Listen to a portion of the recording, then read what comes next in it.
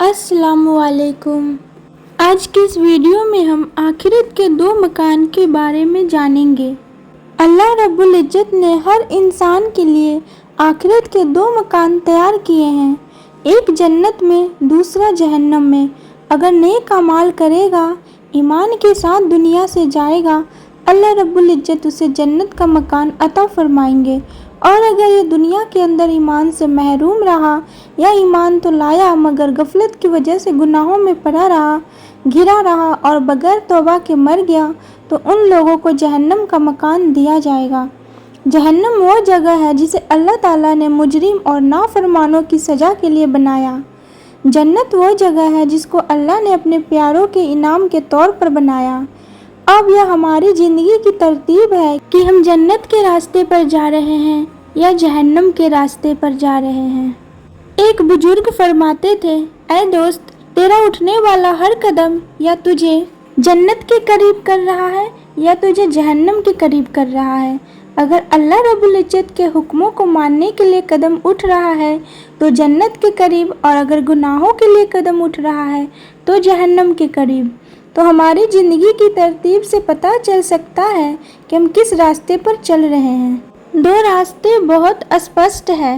एक रास्ते पर नबी सल्लल्लाहु अलैहि वसल्लम की सुन्नत वाली ज़िंदगी को अपनाना पड़ता है, पर्दे के साथ ज़िंदगी गुजारनी पड़ती है, पाक दामनी की ज़िंदगी गुजारनी पड़ती है, सच्ची ज़िंदगी गुजारनी होती है, अच्छे अखलाक वाली ज़िंदगी गुजारनी होती है।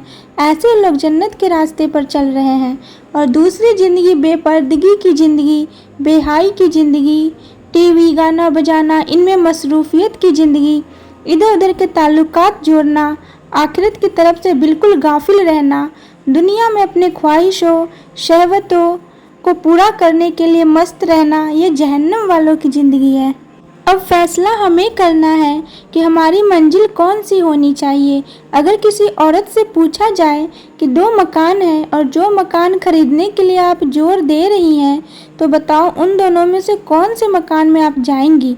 एक मकान में गुलशन है, बागात हैं, फल फूल है, नौकर चाकर है, महल जैसे हीरे मोती का मकान बना हुआ है, खुशबुएं होंगी, नहरें होंगी, माँ बाप, शौहर, बच्चे, बहन भाई सबको तुम्हें साथ ले जाने की इख्तियार होगा, नबियों का दीदार होगा, अल्लाह रब्बुल इज्जत का दीदार होगा, तुम्हारी हर ख्वाहिश वहाँ पूरी होगी, मगर उसकी कीमत यह है कि तुम अपनी ज़िंदगी में कोई गुनाह न करो।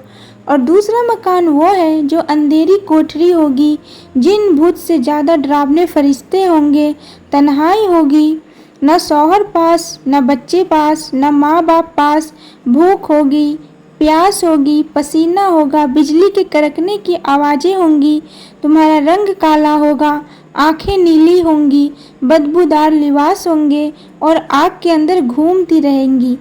अब दोनों मकान में से तुम्हें कौन सा मकान चाहिए। इस दूसरे मकान के बारे में शर्त यह है कि तुम अपनी ख्वाहिशों को दुनिया में पूरी कर लो, जी भर के अपनी हसरतें मिटा लो।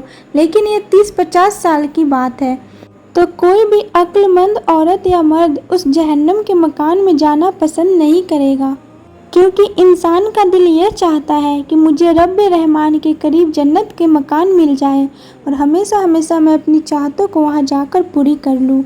ज़िंदगी में हमें आखिरत को सामने रखकर अपनी ज़िंदगी की तरतीब बनानी है।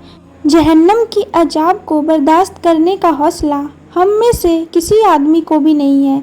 हम तो इतने नाज और आराम के पले हुए बंदे हैं कि धूप की गर्मी बर्दाश्त नहीं होती, हमसे जहन्नम की गर्मी कहाँ बर्दाश्त होगी। हम तो दो आदमियों के सामने जिल्लत व रुसवाई बर्दाश्त नहीं कर सकते, क़यामत के दिन सब इंसानों के सामने जिल्लत व रुसवाई कैसे बर्दाश्त करेंगे।